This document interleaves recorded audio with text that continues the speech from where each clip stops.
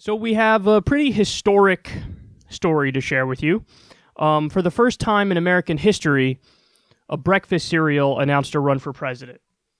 I'm talking, of course, about John Hickenlooper, also known as the breakfast cereal, also known as Hickenloopers. I forgot to give credit to everybody who does these great graphics. I didn't do this, okay? But I tweeted one day, hey, send me, Hickenloopers as a breakfast cereal. And there were 10 wonderful submissions. And what I'm going to try to do is, for all of them, every time I cover the breakfast cereal, I'm going to have that as the picture on YouTube. And there's many of them, and I want to try to get each one onto YouTube. But thank you to everybody who did it. Kirsten Jello Brand, you guys did the same thing. Human Oatmeal, Chuck Todd, you guys did the same thing. Every time I'm working on a nickname and it's brewing in the old cranium, I just kind of send a tweet out okay, send me this, and then a bunch of you just Photoshop for me and send it to me. So thank you so much for that. I still can't get over. There are some people who have gotten genuinely angry that I'm doing the nicknames thing. And I don't know what to tell them. I mean, I'm having fun with it. What do you want me to say? I'm not trying to be like Mr. Let me button down and talk exactly like a politician and I'm so above brow. If you've ever seen a Kyle out of context clip, you know how this show can go. Shout out to Leon for making the Kyle out of context.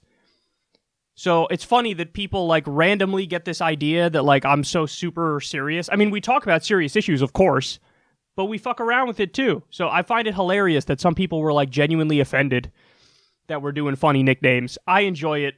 You only live once. It makes me smile, makes me laugh. So we're going with it. The breakfast cereal, running for president. So for those of you who don't know, he's the Colorado governor. He went on, what was it, CBS, ABC? I don't know. All these shows kind of mesh together. They're all shitty. They're all filled with hacky journalists. But anyway, he went on some, morning show and he discussed his run for president. And you're about to see here, he tried so hard to be relatable. He brought up maybe one or two policies, but most of this is just fluffy nonsense. So take a look, and then we'll talk more about the breakfast cereal. Interim Colorado Governor John Hickenlooper joined a growing Democratic field early this morning. I spoke with him for his first interview right after the release of this video announcement. I'm John Hickenlooper. I'm running for president because we're facing a crisis that threatens everything we stand for. Governor, thank you for joining us this morning. What is that crisis? I think this is a crisis of division, and I think it's probably the worst period of division that we've had in this country since the Civil War. And ultimately, I'm running for president because I believe that not only can I beat Donald Trump, but that I am the person that can bring people together on the other side and actually get stuff done. That reminds me of President Obama when he was Senator Obama back in 2004, saying there's no red America, there's no blue America. He wanted to heal the divisions as well. They didn't defeat him, but he couldn't solve that problem. How can you? When I won re-election in 2014, a terrible year for Democrats, I went out to the rural areas. I listened to ranchers worrying about where they're going to get their water. I talked to the people in small towns in the suburbs worried about their jobs. I talked to women, families all over the state about the cost of housing and how they're going to make sure they can afford their health care. These are the basic issues people care about, and I think people feel like no one in Washington has been addressing it. This is going to be a huge field on the Democratic side, maybe more than 24, maybe 30 candidates in there. The first challenge for any candidate, how do you stand out? I was talking to Governor Jay Inslee of Washington yesterday. He's focusing his whole campaign on climate change. What sets you apart? Well, I think I'm really the one candidate out there that has a very strong record of bringing people together and getting things done. We got the oil and gas industry to work with the environmental community to create methane regulations. We're almost 100% coverage in healthcare. We're a purple state that got universal background checks passed. You say you're the doer, not the dreamer in this race. Who are the dreamers? Well, I think it's not a question of dreamers. We need dreamers. I'm a dreamer, right? We need vision. And all my, as a CEO of a restaurant and then a group of restaurants for 15 years, and then I was a mayor for 8 years, and then I was a governor for 8 years. One thing I've shown I can do again and again is create teams of amazingly talented people and really address these issues. They're the critical issues facing this country. So it seems like we picked a good day for you to come to Good Morning America. You're a Hoosier fan. Oh my gosh, it's so strange. When I ran for re-election in 2014, we had this tough hard-fought victory. I took my son, we went to Iceland, and there in the airport is Hozier, who 10 days before we'd both gone and seen him in Boulder, the nicest guy in the world, and really one of the most talented young musicians anywhere. We'll be hearing from him in a bit. Thanks for joining us this morning. You bet. How do you do, fellow kids? I like the music too. I enjoy the melody and rhythm. Dude, give it a rest. Give it a rest. Oh, okay, so let's run through that. You actually can tell what specifically the talking points are that he and his team kind of bounced off each other behind closed doors and what they settled on, because he goes out there, the one thing he kept repeating was, I bring people together and get stuff done. My parody of corporate Democrats is now like being embodied by a bunch of actual human beings, and it's hilarious. Whether it's the, we're for good things and against bad things tagline, you now have so many candidates who've more or less said that exact same thing. They're sufficiently vague. We gotta lead with our values, the Tom Perez line. Lead with our values. What does that mean? That doesn't mean anything. You're just saying things to make people think like, oh, I'm with you, but you're vaguely alluding to positive things so that when you actually start governing and you let everybody down, you could say, I never said anything specific. I never said Medicare for all, so I didn't get Medicare for all, but I didn't say I was going to get it. I just said, I'm for good things and against bad things. What? His thing is, we're going to bring people together and get stuff done. Okay, first of all, bringing people together is not good by definition. It depends what you're bringing them together about. If you're bringing them together to do Wall Street deregulation, like the Democrats and the Republicans did about 6 months ago, we covered the story. Corporate Democrats and virtually all the Republicans got together and said, let's deregulate Wall Street. And then after they did it, they were bragging about it like a bipartisan achievement. Yeah, bipartisanship isn't good by definition. If you're agreeing to do more war, if you're agreeing to deregulate Wall Street, let's be serious here. Most of the time, the Democrats and the Republicans in Washington, D.C. come together. The results are horrendous. Every now and then you get back in the day it was Ron Paul and Bernie Sanders would come together to work towards positive things like criminal justice reform. And to be fair, every now and then, the other Democrats and Republicans come together, and they did that recently, some form of criminal justice reform. But the majority of the time they come together, it's actually terrible.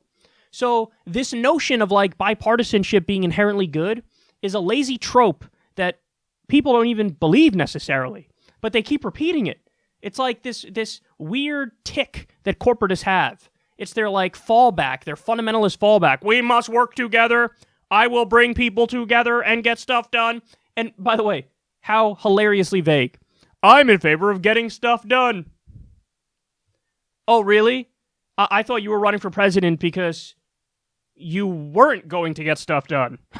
Could you imagine, who's going to take the opposite position of that? I will boldly stand on, let's do nothing at all. Nobody does that. So it's just the laziest platitudes, but it's trying to be sufficiently vague because he thinks it'll appeal to more people across the aisle on both sides. If I just say, I bring people together and get stuff done, nobody could disagree to that. Well, actually, everybody sees through you for the empty suit that you are, Mr. Breakfast Cereal. Okay, now let's go to what's more important, because all this you could just toss aside, irrelevant. Let's talk about the policy issues. Now, he brought up actually, wait, before I get to the policy issues, one more line that made me laugh. He was asked a specific question about what he's done, and he says, I spoke to ranchers. So? What a random...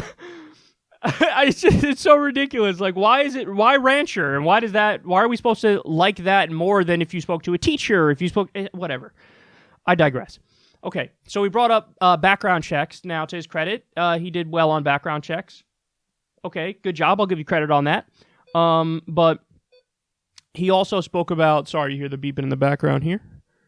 He also spoke about, we almost got full coverage in Colorado. That's not true. You have 95% coverage, healthcare coverage in Colorado. To brag about having 95% healthcare coverage is to brag about having 5% of people without coverage. That's not nobody should accept that. In the United States of America in the year 2019, to brag about having 5% of the population of your state uncovered is like the dumbest thing I've ever heard. Play that ad for somebody who lives in Canada or the UK or Australia and watch their response. Their response is going to be, why are you bragging about that? You don't even have everybody covered, yet you're running on this fact?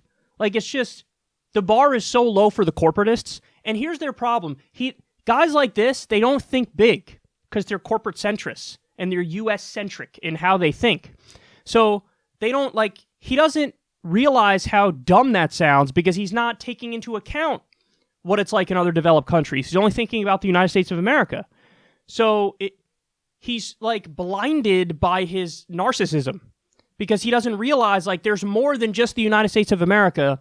And you have to be a bold visionary in the year 2019. When standard politics is broken, Donald Trump got fucking elected. Throw out that rule book that Democratic strategists told you, hey, this is how you run to win. It didn't work. Hillary Clinton was viewed as it's a gimme election. She's obviously going to win. Why even have the election? She's a political machine. She's so dominant. She raised so much money, and she didn't win. So he goes right back to that playbook and doesn't realize you're so out of the loop, man. Out of the loop. No pun intended. So it's just, that's hilariously dumb.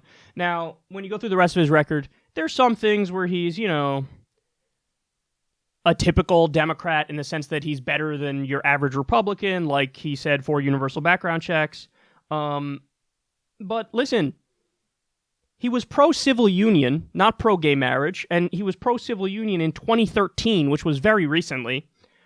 He was against legalized pot. And then Colorado voters said, we want legalized recreational pot. And then that revived the Colorado economy. And then now he turns around and goes, I'm responsible for reviving the Colorado economy.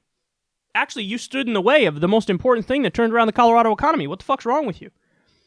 So he's a little bit of a liar in that respect, too. And he's massively pro-fracking. He's a moderate on the issue of immigration. And hey, he's pro-abortion, so wow, congratulations for getting over that incredibly low bar. And he's in favor of Obamacare, the ACA, and strengthening the ACA.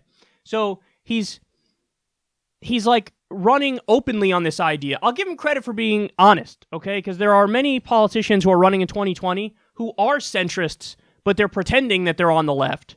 Now, I would argue that they're actually smarter than the breakfast cereal because they know that that's where the energy in the party is, and they have no prayer of getting elected if they don't support Medicare for all. But to Hickenlooper's credit, I guess, at least he's more honest and upfront. And he says, no, I am the moderate candidate, so if you want a moderate, you vote for me. And, of course, moderate means massively pro-corporate and massively, honestly, right-wing in many respects. Because our spectrum in the U.S., in Washington, D.C., is way off to the right. So for him to say, I'm in the middle of that spectrum, congratulations. You're pretty much a standard corporatist right-winger.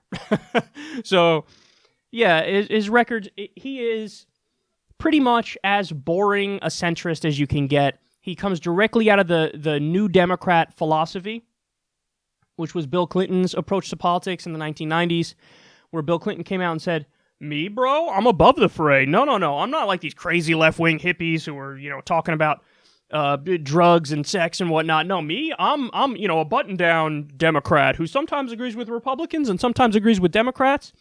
And I'm this new, third-way Democrat is what they called it. New Democrat or third-way Democrat. And Hickenlooper proudly embraces that philosophy. Now, if only there was some recent evidence to show that philosophy was dead and gone. If only in 2016, in the presidential election, you had the embodiment of that philosophy running and get her ass kicked by the most embarrassing presidential candidate in history. Oh, right, that happened. And yet this guy's running again. If anything, it's just funny to me to watch how out of touch these characters are, because they have zero political instincts. I know, okay, you got elected in Colorado, whoop-de-doo. You are so out of touch with the anti-corruption, pro-populist fervor in this country right now. He has zero political instincts, and obviously the people he surrounded himself with have zero political instincts, or he wouldn't be putting front and center, quote, I bring people together and get stuff done. How bold! As if everybody's going to go, oh, I'm with the breakfast cereal. He said he brings people together and gets stuff done, everybody. He brings people together. Again, compare that with Bernie. Medicare for all, free college, living wage, end the wars, Green New Deal, so on and so forth. there's no comparison. So anyway, at least he is breaking one record, and we do have to give him credit for being the first breakfast cereal to run for president of the United States.